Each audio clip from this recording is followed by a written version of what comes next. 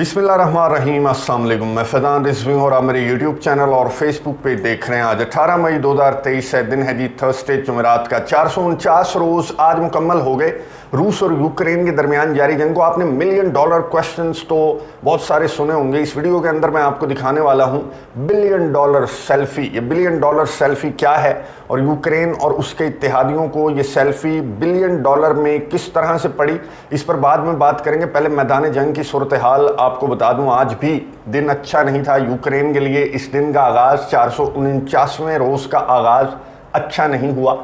30 missiles दागे Russia ने Ukraine के दारुल हुकूमत और ओडेसा का जो रीजन है, इस पर 30 मिसाइल हमले रशिया की जानिब से रिपोर्ट हुए। और एज ऑलवेज यूक्रेन की डिफेंस मिनिस्ट्री की स्टेटमेंट सामने आई कि हमने आज खैर 30 के 30 तो नहीं मारे, जिन्हीं से एक मिस हो गया मिसाइल, बाकी 29 यूक्रेन की डिफेंस मिनिस्ट्री ने कहा कि हमने 29 मिसाइल्स जो हैं वो मार गिराए। और एक मिसाइल ने ओडेसा के अंदर एक सिविलियन इंफ्रास्ट्रक्चर को हिट किया और एक शख्स की हलाकत जो है वो यूक्रेन की डिफेंस मिनिस्ट्री रिपोर्ट कर रही है ओडेसा के अंदर। दूसरी जानिब जो रशिया की डिफेंस मिनिस्ट्री है उसकी स्टेटमेंट सामने आई कि हमने सक्सेसफुल मिसाइल स्ट्राइक्स की यूक्रेन के दारुल हुकूमत, ओडेसा रीजन और डिफरेंट रीजन्स के ऊपर सक्सेसफुल मिसाइल स्ट्राइक्स थी।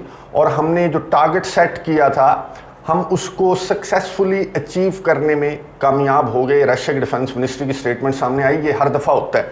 ये इस महीने के दौरान ये 9वें हैवी किस्म के हमले थे। रशिया की 9वीं हैवी स्ट्राइक्स थी जो कि यूक्रेन के दारुल हुकूमत समेत डिफरेंट रीजन्स के ऊपर रशिया ने की। और 9 मरतबा, ये 9वीं मरतबा यही स्टेटमेंट यूक्रेन के सामने आई कि हमने सारे के सारे मार गिराए। और यही स्टेटमेंट रशिया के सामने आई कि हमने टारगेट्स को सक्सेसफुली हिट किया। अब हकीकत क्या है, हम चलते हैं 16 मई, 2 दिन पहले की जो स्ट्राइक्स थी रशिया की, उसके दौरान रशिया की डिफेंस मिनिस्ट्री ने क्लेम किया था कि हमने पेट्रियट मिसाइल डिफेंस सिस्टम उड़ा दिया, जो कि बहुत महंगा 1.1 बिलियन डॉलर्स इसकी कीमत है। ये अमेरिका का तोहफा है जो कि बहुत मिन्नतों तरलों के बाद यूक्रेन के सदर व्लादिमीर ज़ेलेंस्की को मिला था। और ये रशिया की स्ट्राइक्स के बाद ये स्टेटमेंट सामने आना ये अमेरिका के लिए भी बहुत ज़्यादा परेशान कुन था। खैर यूक्रेन की जानिब से स्टेटमेंट सामने आई कि नहीं बिल्कुल झूठ, हमने तो सारे के सारे मिसाइल्स इनके मारे गिराए थे। तो कहाँ से इन्होंने पेट्रियट मिसाइल डिफेंस सिस्टम को मारे गिराया। लेकिन अमेरिका के कान खड़े हुए। अमेरिका ने अपनी टीम को भेजा, कुछ एक्सपर्ट्स को भेजा जो कि अमेरिकी एम्बेसी के अंदर मौजूद हैं।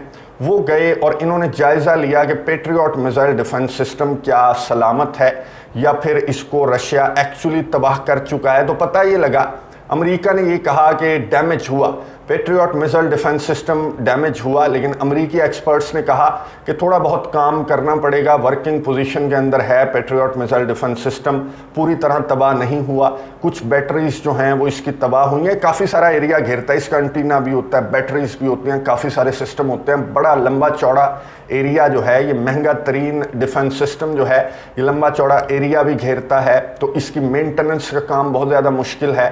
तो इसकी मेंटेनेंस का काम अमेरिका की जानिब से स्टेटमेंट सामने आई कि बहरहाल किया जाएगा, क्योंकि मुकम्मल तौर पर पेट्रियट मिसाइल डिफेंस सिस्टम तबाह नहीं हुआ लेकिन थोड़ा बहुत डैमेज ज़रूर हुआ है। यानी कि यूक्रेन झूठ बोल रहा था और रशिया सच कह रहा था कि पेट्रियट मिसाइल डिफेंस सिस्टम को नुकसान पहुंचा। अब अमेरिका मुकम्मल तौर पर तो नहीं बताएगा कि मुकम्मल जो पूरे का पूरा सिस्टम है वो डैमेज हो गया। अब कितना ज़ख्मी हुआ ये पेट्रियट मिसाइल डिफेंस सिस्टम, इसकी बहरहाल दोबारा से इसकी मुरम्मत की जाएगी। अमेरिकी टीम जो है वो इसकी मरम्मत का काम करेगी। अब ये जो हकीकत सामने आई, यानी कि भांडा फूट कर सामने आया यूक्रेन के झूठ का, कि जो मिन्नतें कर रहा था कि पेट्रियट मिसाइल डिफेंस सिस्टम मिल गया तो हम यूं कर देंगे और ये कर देंगे, तो ये झूठ जब सामने आया तो यूक्रेन भी खैर बहुत ज़्यादा एक्टिव हो गया। यूक्रेन की जानिब से एक एडवाइजरी जारी की गई और ये कहा गया अपने फ़ौजियों को, अपने शहरियों को मोहतात रहने की हिदायत जारी करते हुए कहा गया कि भाईजान सेल्फियाँ मत लो, वीडियोज़ मत बनाओ, क्योंकि जो पेट्रियट मिसाइल डिफेंस सिस्टम है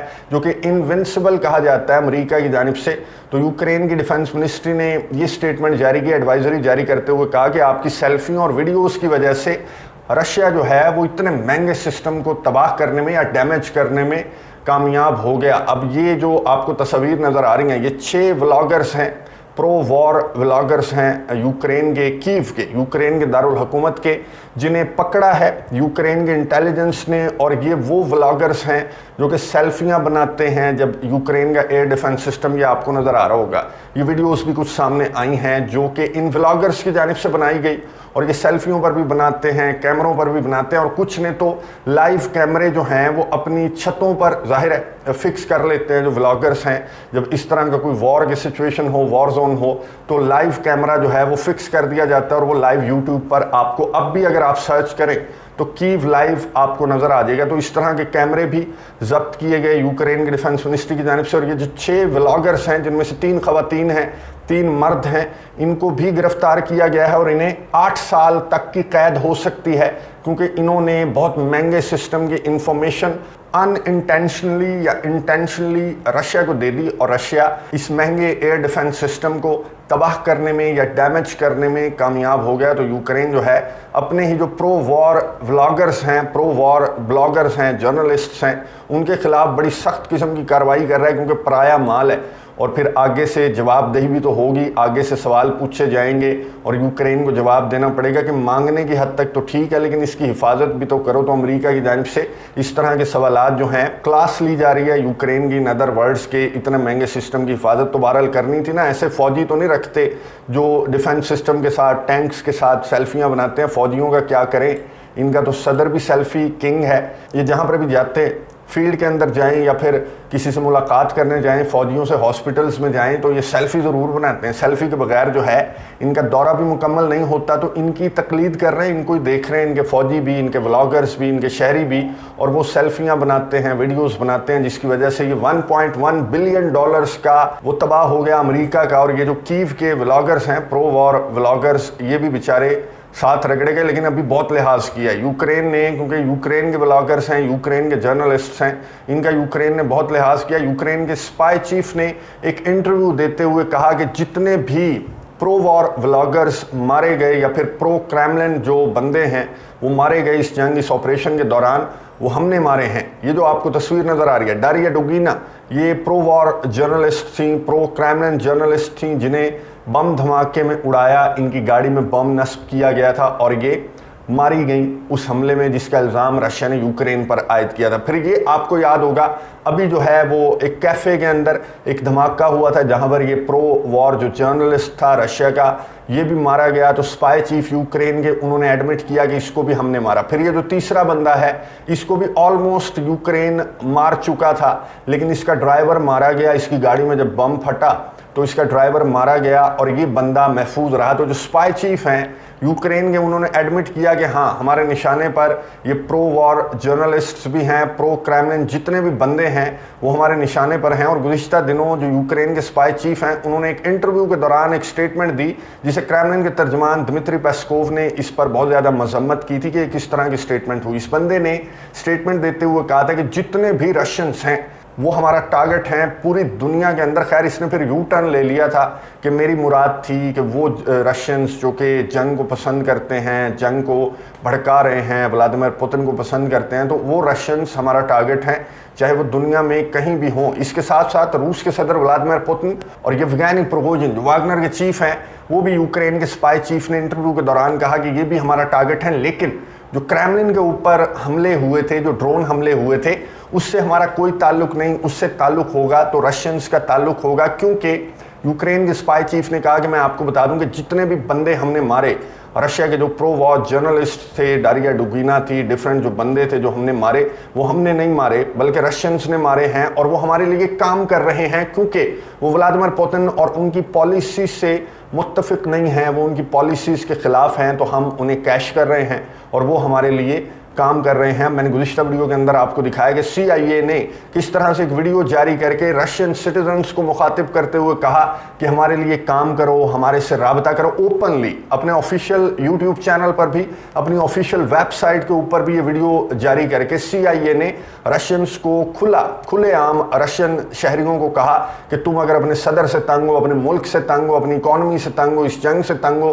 तो हमें तुम्हारी बड़ी फिक्र है, हमारे से राबता कर लो। तो मेरा ख्याल है कि ये यूक्रेन के स्पाई चीफ की स्टेटमेंट्स और इस तरह के हमलों से इंस्पायर होकर CIA ने इस तरह का पैगाम जारी किया कि अगर यूक्रेन की स्पाई एजेंसी के लिए काम कर सकते हैं रशियंस, तो क्यों ना हम भी उन्हें हायर कर लें, अच्छे खासे पैसे देंगे और रशिया के ख़िलाफ़ जो है, रशिया के शहरियों से काम लेंगे, जिस तरह का काम यूक्रेन सक्सेसफुली ले रहा है, जो कि यूक्रेन के स्पाई चीफ ने अपने इंटरव्यू के दौरान बताया कि हमने सक्सेसफुली जो है रशियंस की मदद लेते हुए सक्सेसफुली हमने तमाम हमले कंडक्ट की। और आने वाले दिनों में इस बंदे ने हिंट दिया, यूक्रेन के स्पाई चीफ ने, कि रूस के सदर व्लादिमीर पुतिन और येवगेनी प्रिगोजिन जो वागनर के चीफ हैं वो भी इनका टारगेट हैं। लेकिन येवगेनी प्रिगोजिन तो खैर 6-7 महीनों से आपको भी नज़र आ रहा होगा कि बखमुत के अंदर हैं, ये वीडियोस भी जारी करते हैं, ये सेल्फी पर भी वीडियोस जारी करते हैं, लेकिन ये बंदा अभी तक यूक्रेन की स्पाई एजेंसी के हाथ नहीं आया बल्कि आगे बढ़ रहा है। आज येवगेनी प्रिगोजिन का जो वीडियो मैसेज सामने आया, येवगेनी प्रिगोजिन ने कहा, गुज़िश्ता दिनों आपको याद होगा येवगेनी प्रिगोजिन ने कहा था कि 2.5 किलोमीटर्स रह गया बखमुत,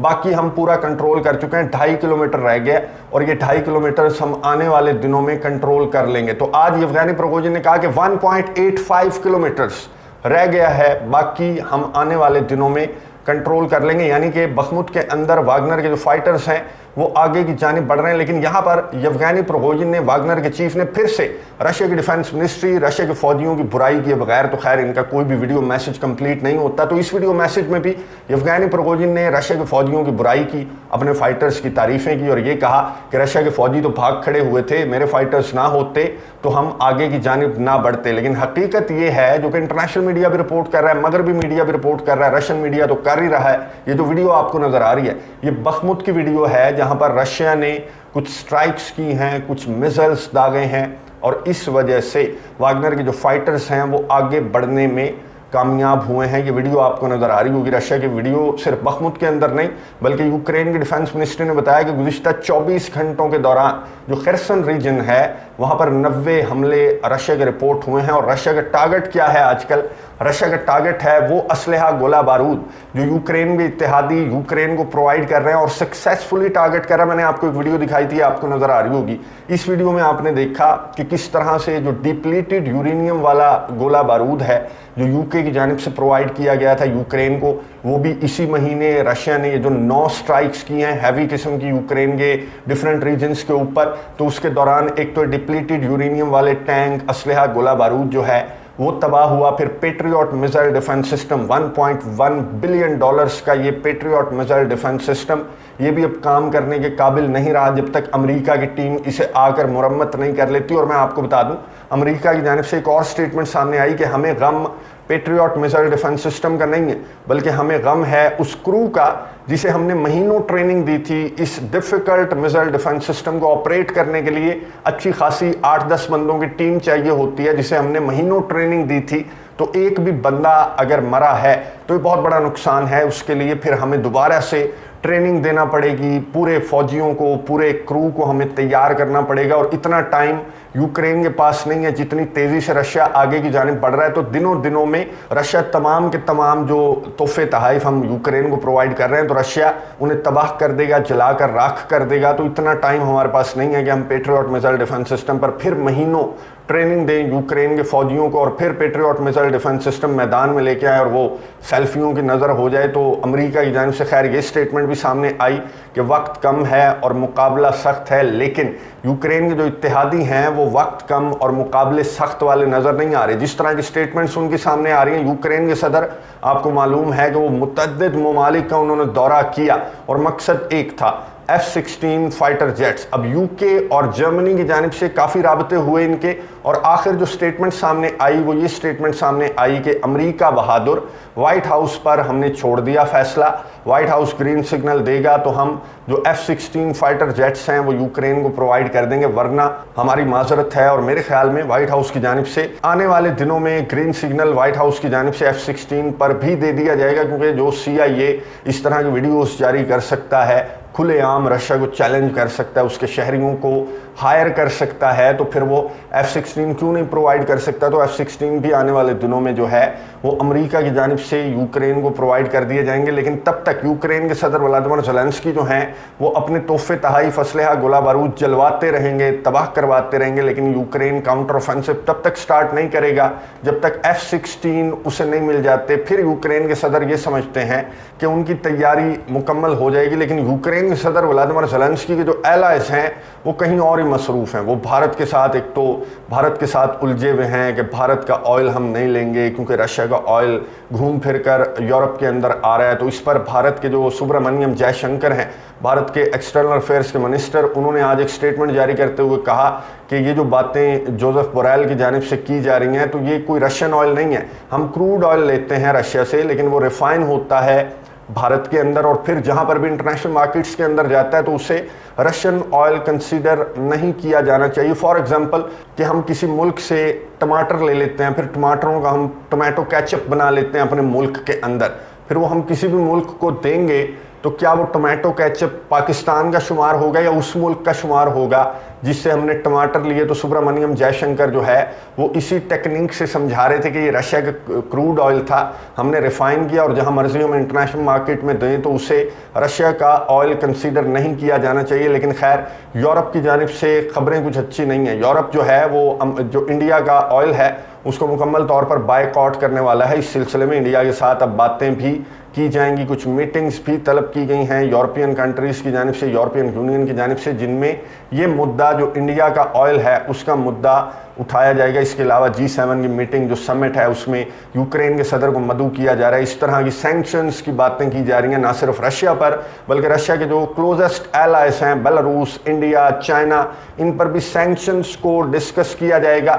G7 कंट्रीज़ की मीटिंग हो या फिर यूरोपियन यूनियन की मीटिंग हो, और जो यूक्रेन के सदर का मुतालबा है कि F-16 दे दो, मैं अपना काउंटर ऑफेंसिव स्टार्ट कर दूं, तो उस पर इतना ज़्यादा संजीदा रद्द-ए-अमल इन ममालिक की जानिब से सामने नहीं आ रहा। इवन के जो चाइना के नुमाइंदे, मैंने आपको बताया था कि वो कीव जाने वाले हैं, फिर वो मॉस्को जाएंगे, फ्रांस जाएंगे, जर्मनी जाएंगे। आज उन्होंने यूक्रेन के अंदर दिमित्रो कुलेबा से मुलाकात की, यूक्रेन के फॉरेन मिनिस्टर से, और बातचीत की, टेबल पर बैठने की ऑफ़र की यूक्रेन को, और ये कहा कि हम दौरों पर है और अगर बेहतर हुआ, हमारी ऑफर्स अगर आपको पसंद आई तो हम बातचीत की टेबल पर तमाम पार्टियों को बिठा देंगे। दिमित्रो कुलेबा ने कहा कि नहीं, जब तक आपके जो पीस फार्मूला है उसके अंदर अगर ये पॉइंट मौजूद है कि हमें एक भी इलाका रशिया को छोड़ना पड़ेगा, तो ये पीस फार्मूला हमें काबिल कबूल नहीं है। चाहे वो क्राइमिया ही क्यों ना हो, हम 1 इंच भी रशिया को नहीं छोड़ेंगे, कुछ भी छोड़े बगैर। अगर बातचीत की टेबल पर बैठने की कोई ऑफ़र है तो हम तैयार हैं। इसके अलावा यूक्रेन बातचीत के टेबल पर नहीं बैठेगा। अब ये चाइना का वफ्द है, ये जो नुमाइंदे हैं चाइना के,